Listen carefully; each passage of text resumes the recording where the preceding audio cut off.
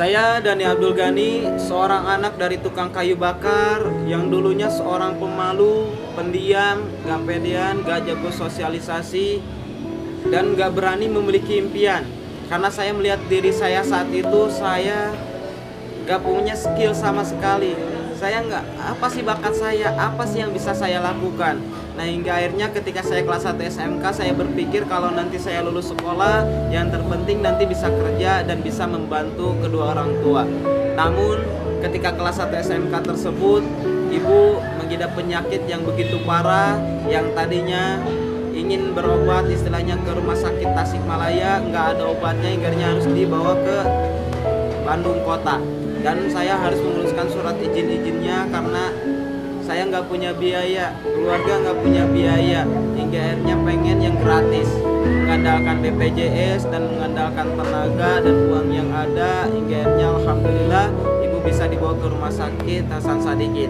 Namun kenyataannya penyakit ibu tidak bisa disembuhkan karena penyakitnya begitu parah, yaitu TB MDR, di mana tidak ada lagi obat yang bisa menyembuhkan penyakit tersebut, terkecuali cuma untuk istilahnya tidak virusnya supaya tidak berkembang.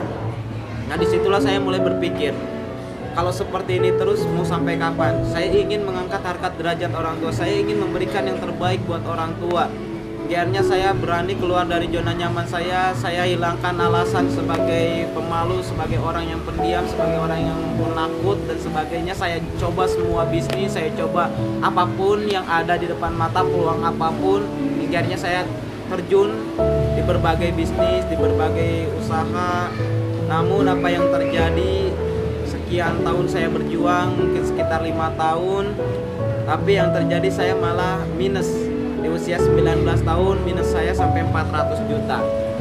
Nah, di situ saya sudah ngeluh, saya sudah down, saya sudah sempat putus asa, sempat mau bunuh diri, tapi saya ingat kembali orang yang saya sayangi, saya ingat kembali orang-orang yang saya cintai. Hingga akhirnya saya berjuang kembali dan alhamdulillah hutang demi satu persatu saya lunasi.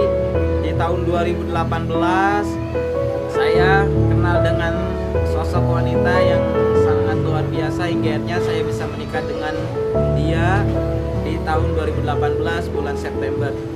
Nah, 1 bulan setelahnya saya dikenalkan dengan bisnis yang sangat luar biasa yang akhirnya bisa merubah kehidupan saya 180 derajat, teman-teman. Nah, yaitu bisnis Eco-Resi. Nah, pertama dikenalkan bisnis ini, kondisi saya saat itu masih minus 70 juta. Baru menikah dan ibu kembali dibawa ke rumah sakit karena penyakitnya kambuh kembali. Nah, saat itu saya bingung, apa yang harus saya lakukan? Saya harus benar-benar serius jalankan Eco-Resi atau saya harus sama istri dan orang tua? Nah, tapi kalau misalkan saya ingin memberikan pengobatan yang terbaik buat orang tua, kalau misalkan saya ingin memberikan nafkah yang terbaik buat istri, kalau saya ingin memberikan yang terbaik buat adik-adik saya, maka saya nggak ada pilihan lain selain harus berjuang di bisnis ini. Karena kondisi saya kan lagi minus juga, saya nggak punya penghasilan. Maka dari itu saya fight gak bisa-bisa, saya tinggalkan istri di Wonosobo, saya tinggalkan ibu yang lagi di rumah sakit, terus kemudian saya berjuang habis-habisan bersama tim. Dan alhamdulillah dengan izin Allah, dengan perjuangan yang sangat luar biasa, yang tidak kenal waktu, mau jam berapapun, kadang-kadang sampai subuh belum tidur, kadang tidur cuma sejam, langsung bangun lagi, langsung jalan lagi, presentasi lagi, bantu mitra sebanyak mungkin, presentasi sebanyak mungkin, ikut training sebanyak mungkin, melebihi yang lain, dan luar biasa dalam hitungan 1 bulan 10 hari atau dalam waktu 40 hari saya bisa tembus Mobilio Cash dari perusahaan Sinergi Eco-Resi. Namun hal yang istilahnya menyedihkan datang kembali 3 minggu kemudian setelah saya dapat Mobilio Cash, setelah saya ajak jalan-jalan, ibu meninggal dunia. Di situ saya sedih, di situ saya makin down karena motivasi utama saya jalankan bisnis Eco-Resi ini adalah untuk memberikan pengobatan yang terbaik. Tapi apa yang terjadi malah sebaliknya, saya ketika masih berjuang, ibu sudah meninggalkan saya di dunia ini. Akhirnya saya bingung apa yang harus saya lakukan, tapi saya kembali ingat orang-orang yang sudah memberikan harapan kepada saya. Terus kemudian saya kembali ingat ibu saya tidak akan bahagia di sana ketika saya hanya sedih, ketika saya hanya diam. Hingga saya bangkit kembali. Motivasi saya saat itu, saya ingin orang-orang yang istilahnya memiliki harapan yang terbaik. Saya ingin orang-orang yang memiliki keluarga, orang tua, mereka bisa membahagiakan keluarganya, bisa membahagiakan orang tuanya. Nah, mungkin itu akan menjadi pahala yang terbaik buat ibu di sana. Akhirnya saya fight lagi, hajar habis-habisan lagi, siang malam ya, terus tanpa lelah. Dan alhamdulillah 3 bulan pertama di bawah saya tercipta 2 unit Mobilio Cash.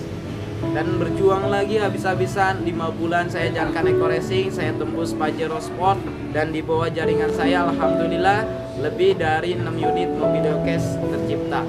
Saya berjuang terus-terusan, saya berharap lagi, habis-habisan lagi sama tim, berangkat sana, berangkat sini, tanpa mengenal waktu, tanpa mengenal lelah. Bahkan istri pun seringkali bentrok sama istri, karena saya seringkali meninggalkan istri, seringkali nggak ada kabar karena lagi berjuang. Dan alhamdulillah dalam waktu 8 bulan di bawah saya tembus 2 Pajero Sport, kemudian 13 unit Mobilio, dan sekitar 27 motor cash, dan alhamdulillah saya tembus rumah 1 miliar. Nah, saya berjuang lagi, akhirnya dalam waktu 1 tahun 1 bulan saat ini, luar biasa teman-teman semua. Saya bisa membeli rumah seharga 1,6 M, saya bisa beli Honda Civic, dan total reward yang saya dapatkan sekitar selalu sama keluarga itu sekitar 7 unit Mobilio Cash, motor cashnya sekitar 8, untuk Pajero-nya 2, dan rumah 1 miliar 1. Dan insya Allah bentar lagi bulan ini, ya akhir bulan ini, untuk akhir tahun saya tembus rumah 1 miliar kedua.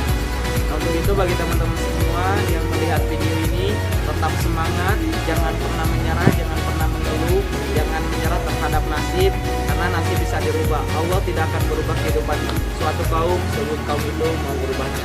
Salam sukses luar biasa, saya tunggu Anda di puncak sukses.